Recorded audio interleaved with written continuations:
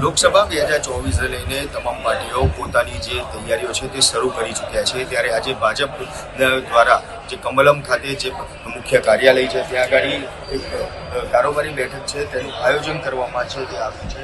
કારોબારી બેઠકમાં CR પાટીલ, અરુણસિંહ અને મુખ્યમંત્રી ભૂપેન્દ્ર પટેલ સહિતના તમામ લોકો છે તે હાજર રહેવાના છે। અલગ અલગ હોદ્દેદારો, અલગ જિલ્લાના હોદ્દેદારો, આ તમામ હોદ્દેદારો છે જે કુલ 200 થી 250 જણા છે તે તમામ લોકો આ કારોબારી બેઠકમાં હાજર રહેવાના છે। ખાસ કરીને કહી શકાય કે 2024ની જે લોકસભાની ચૂંટણી આવેલી છે તે ચૂંટણીમાં ગુજરાતની જે પાછલા વખતની વાત કરીએ તો જે 26 સીટ ગુજરાતને ભાજપે જીતી હતી તે સીટ આ વખતે ફરી એકવાર કઈ રીતે જંગી બહુમતી સાથે જીતી શકાય તે એજન્ડા છે જે આ કારોબારી બેઠકમાં નક્કી કરવામાં આવશે।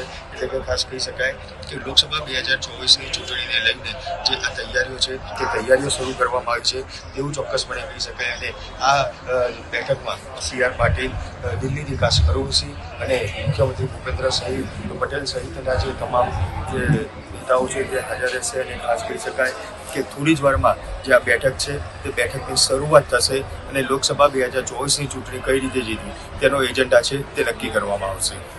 કેમેરા પર્સન મેહુલ ખુનવાડિયા સાથે મયુર મેવાડા, BB ન્યૂઝ ગુજરાત, ગાંધીનગર।